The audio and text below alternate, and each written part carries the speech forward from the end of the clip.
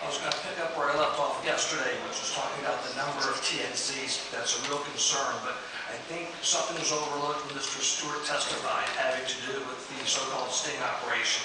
The point there was that there are Uber and Lyft drivers on a regular basis taking trips off of the app. They're doing it now. There's no reason to think they won't do it later.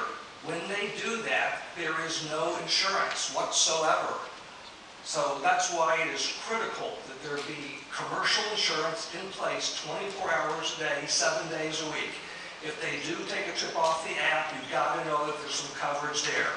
We know all the trips are illegal now, but if you were to pass the ordinance and they were to become legal under the ordinance, and then take a trip off the app, you need to know there's insurance in place. Unless it's 24 hours a day, 7 days a week, it's going to be an uninsured trip. I'm concerned about that. I also think you need to put a cap right now. Thank you. Mayor Pro Tem Gonzalez.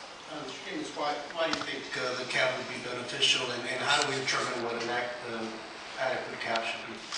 As I said yesterday, you've looked at for hire vehicles under the ordinance, and it starts with section 46.61, where you've looked at taxi cabs, which historically were the only for-hire demand vehicles on the streets of Houston. Uber and Lyft are just another form of that demand type of transportation. So you've looked over the past many years and done calculations to determine how many vehicles should be on the road. Right now there's 2,480. You've now, in July, done a study, you're going to add 150 vehicles to that. So you're taking it up to about 3,000. If you're going to add more, do something that's reasonable, see how it affects the overall market rather than flooding the market. If it's an open end and you end up with 4,000 or 5,000 vehicles on the street, it's going to affect the level of service and the ability of drivers to make a good living. If you do something that's more reasonable, that you can then evaluate a year down the road, perhaps you start with 200 and then you add after a year. Thank you. Councilman.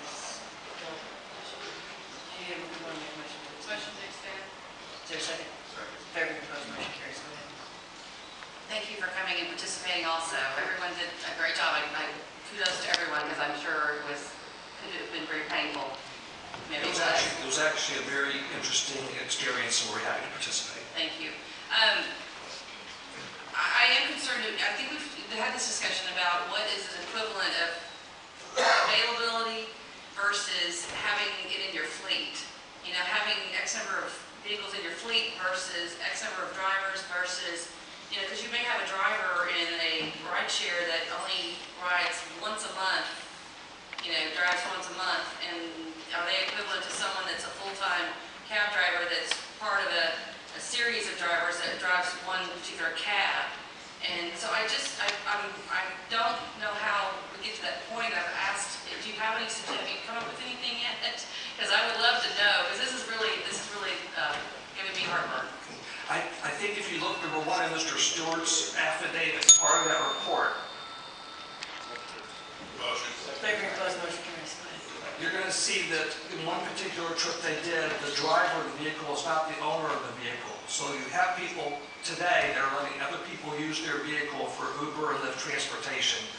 Uber and Lyft have very sophisticated computer systems, and I think they can tell you city by city of their registered Uber and Lyft drivers how many hours on average they're driving per week. I think they've got information. You should be asking them about that.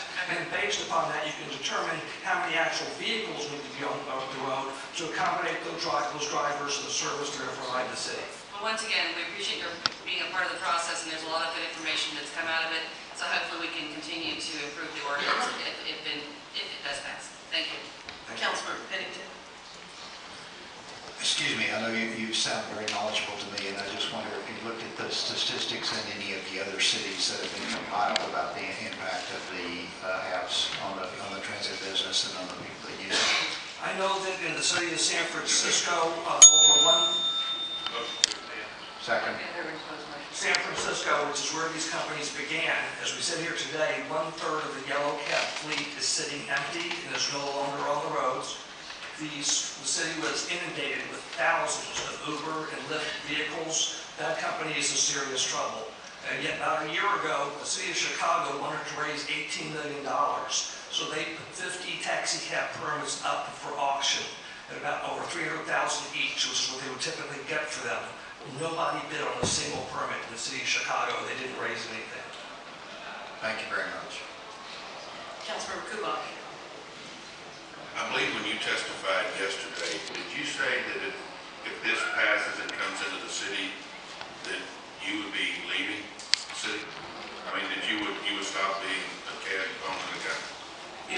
If the ordinance as drafted passes and the flood of TNCs come to the market, and I think that they will, then my business model is no longer going to work, where I have brick and mortar facility and a maintenance facility and the taxi cab fees I pay the city and insurance and all these things. My model will no longer work. So I was correct in what you had said. You're correct, sir.